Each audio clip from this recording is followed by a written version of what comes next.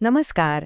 अर्थशास्त्र हे नाव ऐकल्यावर अनेकांना वाटतं, अरे बापरे, किती अवघड विषय, नुसते आकडे आणि किचकट सिद्धांत. पण खरं सांगायचं तर असं काही नाहीये. उलट ही पदवी म्हणजे एका जबरदस्त करिअरच्या प्रवासाचा जणू काही हायवे आहे. मग चला सुरू करूया आपला हा प्रवास. तर सगळ्यात आधी जो प्रश्न मनात येतो तो म्हणजे अर्थशास्त्र म्हणजे फक्त सिद्धांत आणि आकडेवारीच का? म्हणजे ते मोठे मोठे ग्राफ्स, क्लिष्ट गणितं हेच सगळं असतं का त्यात? पण थांबा, खरंच तसं आहे का? अजिबात नाही. उलट अर्थशास्त्राची पदवी हे एका अशा प्रवासाचं तिकीट आहे जिथे अनेक आकर्षक आणि महत्वाच्या संधी वाट पाहत आहेत. चला तर मग ह्या प्रवासातले वेगवेगळे थांबे कोणते आहेत ते पाहूया. आपल्या प्रवासातला पहिला थांबा आहे सार्वजनिक सेवा. ज्यांना देशाच्या प्रगतीमध्ये थेट योगदान द्यायचं आहे त्यांच्यासाठी हे क्षेत्र अगदी योग्य आहे. इथे अशा भूमिका आहेत जिथे थेट देशाच्या अर्थव्यवस्थेवर आणि धोरणांवर काम करण्याची संधी मिळते. या क्षेत्रात सरकारी धोरणांना दिशा देणारे अर्थशास्त्रज्ञ होता येतं. किंवा मग प्रतिष्ठित भारतीय आर्थिक सेवेत म्हणजेच IES मध्ये सामील होऊन देशाच्या आर्थिक नियोजनात एक महत्त्वाची भूमिका बजावता येते. इतकंच नाही तर इंटरनॅशनल मॉनिटरी फंड आणि वर्ल्ड बँकेसारख्या जागतिक संस्थांसोबत काम करून आंतरराष्ट्रीय अर्थव्यवस्थेवर प्रभाव टाकण्याची संधीसुद्धा मिळते. पण एक अर्थशास्त्रज्ञ नक्की करतो तरी काय? तर ते महागाई, बेरोजगारी यांसारख्या महत्त्वाच्या गोष्टींचा अभ्यास करतात आणि या माहितीच्या आधारावर सरकारला योग्य धोरणं ठरवायला मदत करतात. म्हणजे बघा, एका अर्थाने देशाच्या आर्थिक आरोग्याची जबाबदारी त्यांच्या खांद्यावर असते. चला आता दुसऱ्या थांब्याकडे वळूया. कॉर्पोरेट आणि फायनान्शियल सेक्टर हा एक असा भाग आहे जिथे व्यवसायाची वाढ, गुंतवणूक आणि आर्थिक व्यवस्थापन यावर संपूर्ण लक्ष केंद्रित केलं जातं. इथे एक फायनान्शियल अॅनालिस्ट म्हणून कोणत्या स्टॉकमध्ये गुंतवणूक फायद्याची ठरेल याचा सल्ला देता येतो, किंवा कॉर्पोरेट बिझनेस अॅनालिस्ट बनून कंपनीच्या भविष्यातील वाढीची रणनीती ठरवता येते.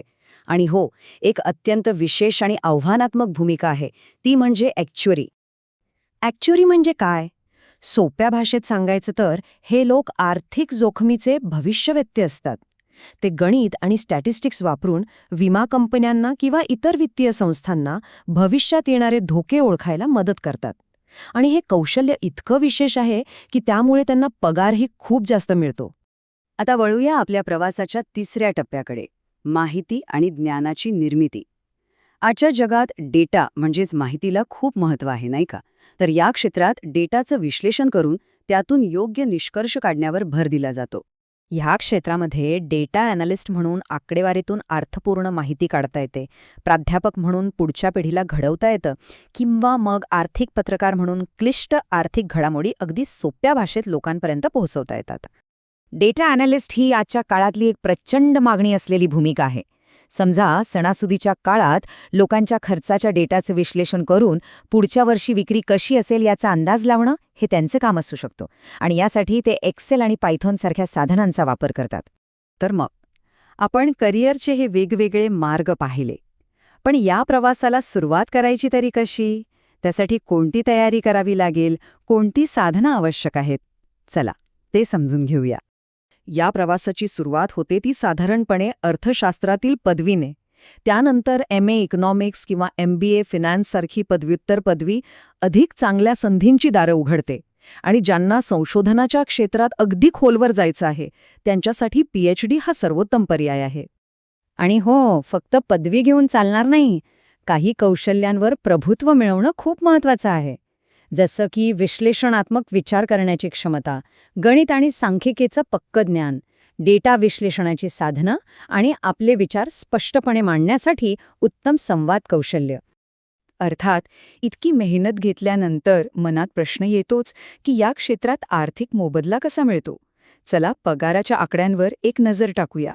शिक्षण पूर्ण झाल्यावर एका फ्रेशरला साधारणपणे वार्षिक 3 ते 6 लाख रुपयांपर्यंतचं पॅकेज मिळू शकतं.